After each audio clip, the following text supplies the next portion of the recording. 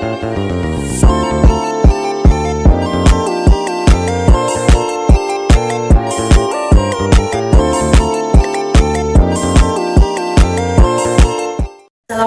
warahmatullahi wabarakatuh. Saya Eni Novinatul Hasanah SPDI, mahasiswa PPG Darjah Win Salatiga batch 1 tahun 2024. Saya di sini sebagai guru mata pelajaran pendidikan agama Islam di SMP Negeri 29 Purworejo.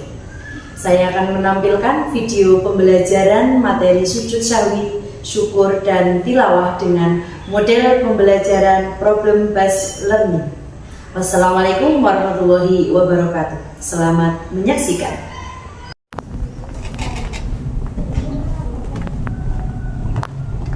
Assalamualaikum.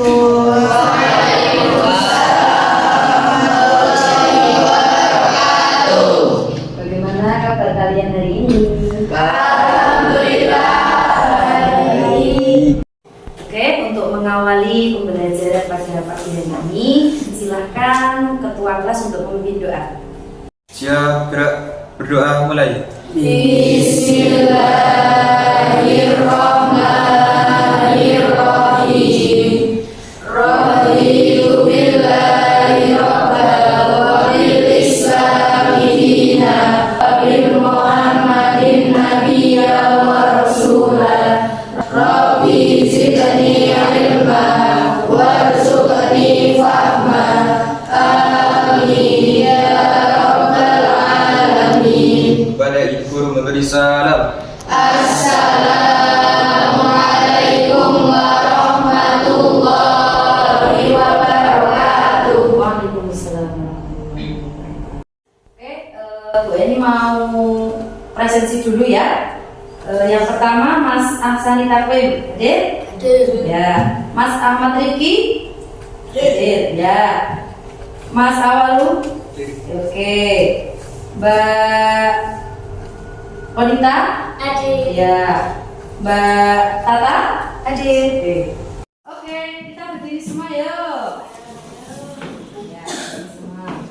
Dengarkan instruksi dari Bu Guru ya. Kalau Bu Eni bilang tepuk 1, kalian harus tepuk 1. Kalau bilang tepuk 2 ya tepuk 2 dan seterusnya. Gitu ya. Oke. Konsentrasi. Tepuk 1. Oke. Tepuk 2. Tepuk 3. Oke. Kalau bilang nggak ada tepuknya berarti nggak usah tepuk ya. Oke. Ini secara cepat. Tepuk 1. 1. Nah, oke, dikasih tepuk tangan dulu yang lain.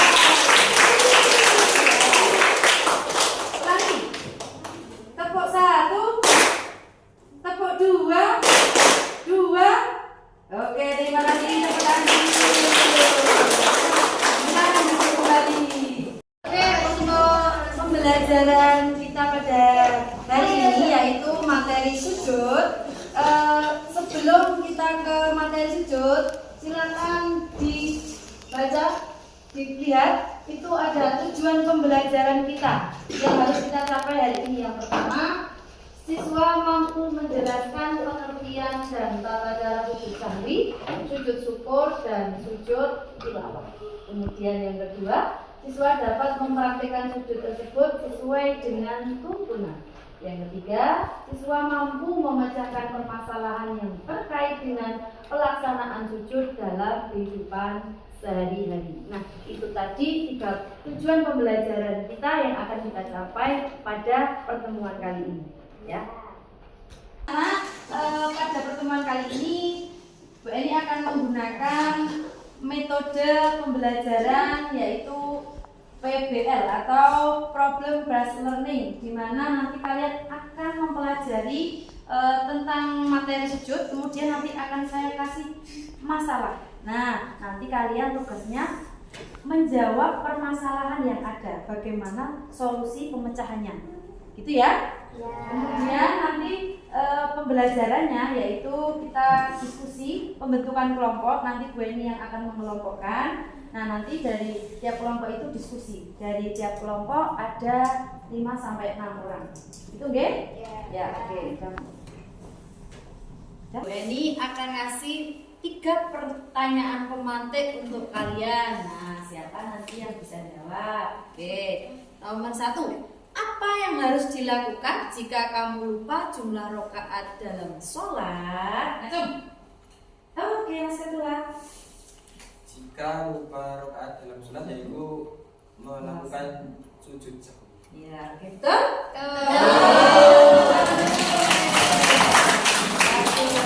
Berikutnya soal kedua. Bagaimana cara kamu mengekspresikan rasa syukur yang mendalam kepada Allah ketika mendapatkan nikmat yang besar? Siapa yang bisa jawab? Ayo.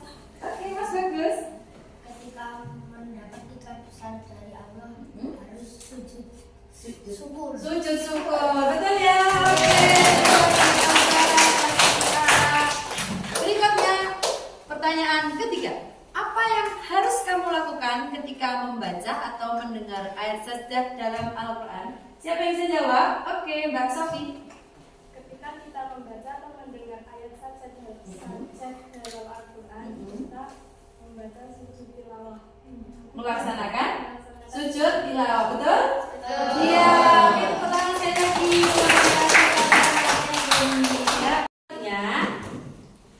Ini ada asesmen awal. Jadi Bu Eni ingin tahu kesiapan belajar kalian, sejauh mana pendalaman kalian tentang sujud sahwi, tilawah dan syukur. Nah, maka dari itu silahkan kerjakan Google Form yang sudah Bu Eni share di grup tadi ya. Ya, silakan sekarang yuk, boleh. Ya, oke.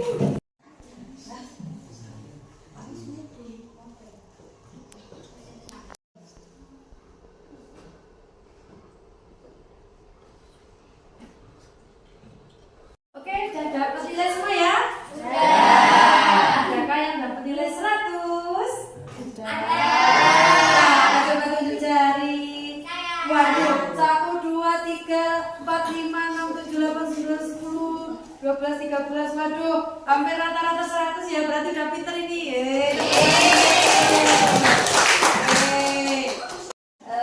Kalian sudah saya bagi kelompok-kelompok. Ada terdiri dari 6 kelompok ini ya. 3 kelompok putri dan 3 kelompok putra.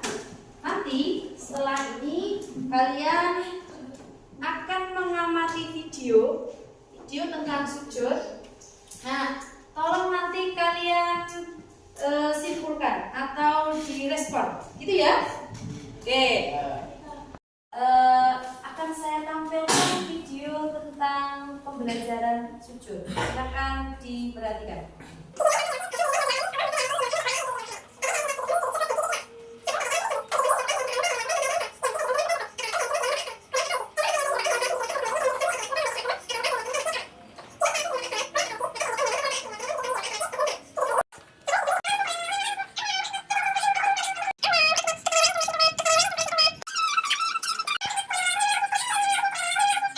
Tadi ya tayangan video tentang tata cara sujud. Oke, sudah perhatikan semua ya? Paham ya? Pertanyaan, setelah mengamati video, kalian ada pertanyaan. Nah, tolong diskusikan dengan kelompok kalian masing-masing. Jawaban dari pertanyaan itu yang tepat itu apa? Ya, Bu Eni kasih waktu 2 menit untuk berdiskusi.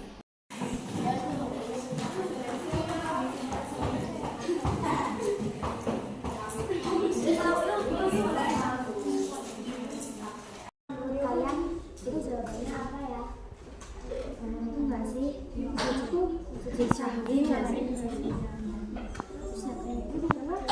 Setelah mengamati video tadi, kemudian didiskusikan, sudah ketemu jawabannya nggih? Sudah. Dari kelompok mana yang bisa menjawab pertanyaan itu? Silakan cepetan yuk. Kelompok 5. Oke, silakan kelompok 5. apa yang harus dilakukan ketika lupa dalam sholat adalah sujud sahwi. Sujud sahwi. Oke, kemudian pertanyaan kedua, Saat mendapat nikmat besar sujud syukur. sujud syukur. Betul?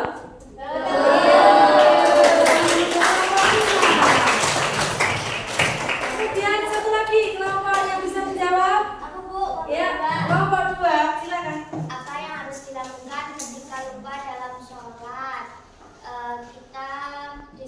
disunahkan untuk melakukan sujud sahwi. Sujud sahwi, oke. Yang kedua, Ya. saat mendapatkan nikmat besar kita disunahkan untuk melakukan sujud syukur. Ya, oke, betul ya. Beri semangat untuk kelompok.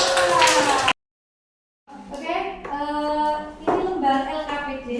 Silakan nanti tiap kelompok berdiskusi untuk memecahkan masalah yang ada pada lembar LKPD kalian. Ya. Yes. Tulis kelompok kalian. Ada kesulitan?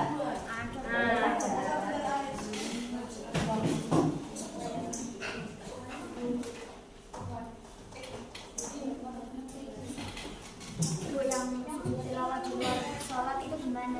Ya, itu kan ketika di luar sholat, tapi kalau tidak kemarin kena posisi batal, jadi ya tetap ini kalau mau. Jadi kalau tidak posisi kita suci, tidak suci, dan juga harus menutup aurat. Jadi harus memakai tutupan.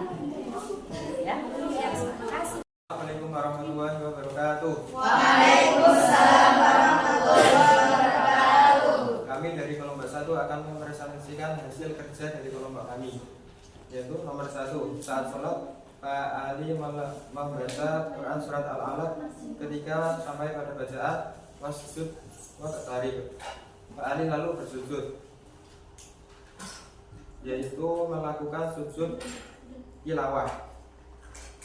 Sujud tilawah dapat dilakukan dengan tata cara berikut. 1. Berdiri menghadap kiblat dan niat sujud tilawah. 2. Takbiratul ihram, kemudian melakukan sujud 1 kali dengan membaca doa berikut. Sajada wajhiya lillazi khalaqa wa sawwarahu wa saqqa sam'ahu wa basarahu bi hawlihi wa quwwatihi. 3. Duduk sejenak. 4. Membaca salam. 2. Seorang siswi SMP melaksanakan sholat zuhur di musola seorang diri. Ketika mendengar bel masuk, tiba-tiba ia lupa jumlah rakaat.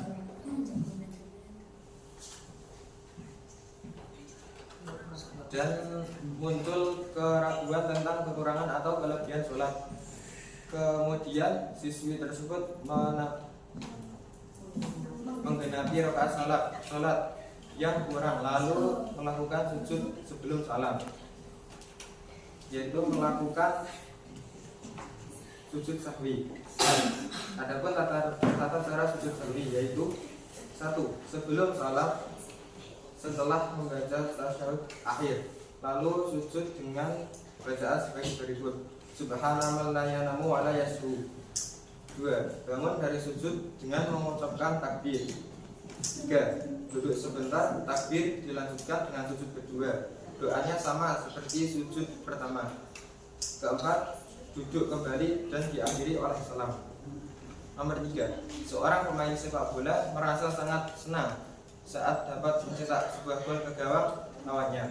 Lalu serta mereka ia melakukan sujud syukur, yaitu melakukan sujud syukur. Adapun tata caranya sebagai berikut: 1. Menghadap kiblat. 2. Niat sujud syukur. 3. Sujud seperti sujud dalam sholat dengan membaca doa sebagai berikut: Subhanallah walhamdulillahi wa la ilaha illallah wallahu akbar. D. Duduk kembali dan terakhir salam. Sekian presentasi dari kami. Assalamualaikum warahmatullahi wabarakatuh. Waalaikumsalam warahmatullahi wabarakatuh.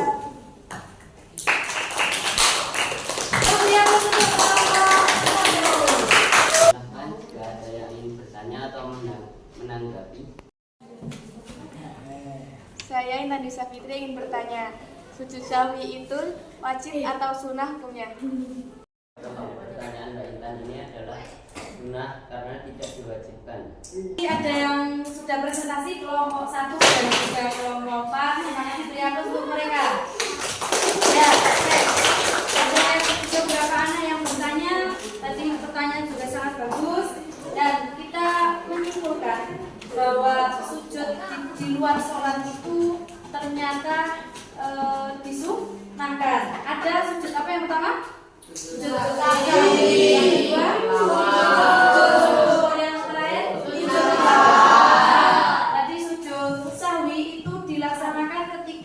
apa?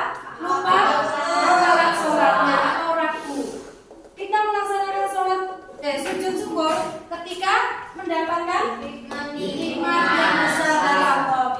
Kemudian kita melaksanakan sujud tilawah itu karena apa? Mendengar ada ayat saja di dalam Al-Quran itu ada 4 terdapat ayat saja. Jadi ketika mendengar itu boleh sujud ketika kita dalam keadaan suci atau masih berwudu. Tapi kalau tidak punya wudu, kemudian kita mendengar, langsung saja kita baca Subhanallah walhamdulillah wala ilaha illallah wallahu akbar wala haula wala quwwata illa billah.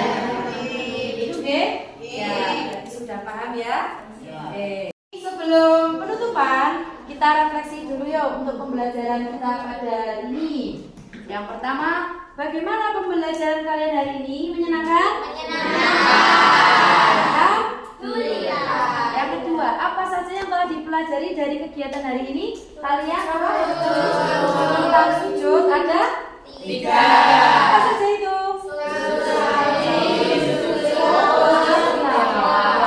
Oke, pintar. Kemudian yang terakhir, apakah ada yang belum dipahami dari materi sujud tadi? Alhamdulillah.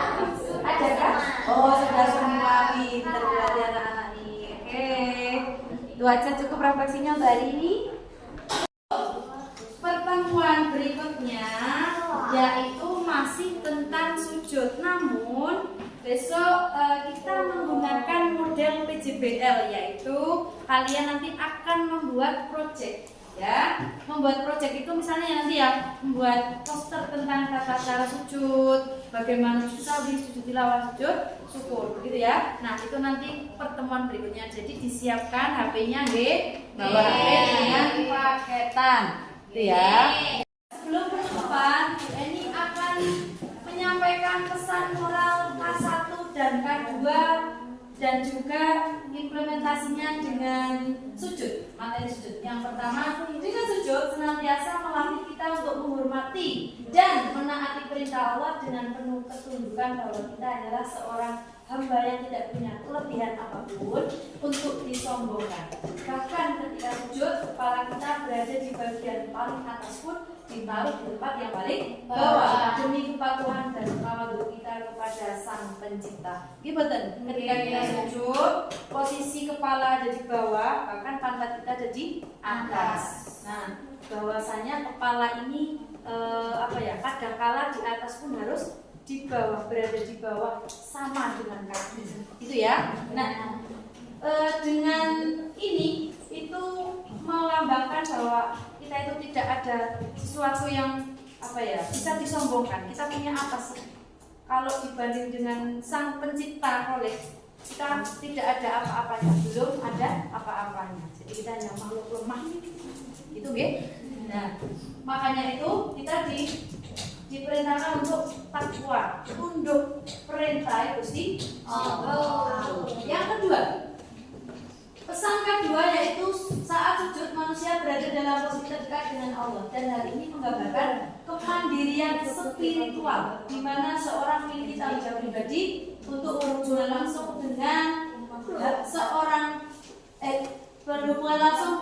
Allah, dan kesadaran pribadi akan pentingnya menjalankan ibadah mandiri. Jadi kita punya kewajiban ini dengan Sang Khalik bahwasanya kita setiap hari 5 kali harus sujud. Iya, itu sujud yang di dalam sholat, gitu ya. Ada juga sujud di luar sholat yang tadi kita bahas. Oke.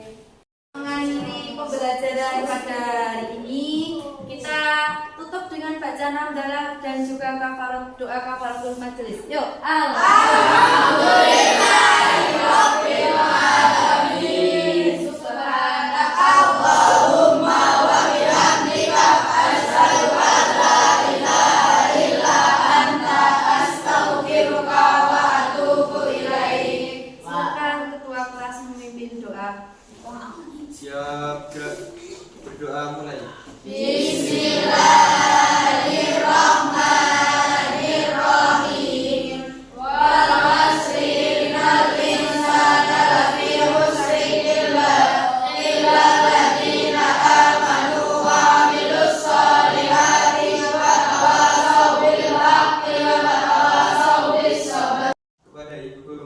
Assalam. Assalam.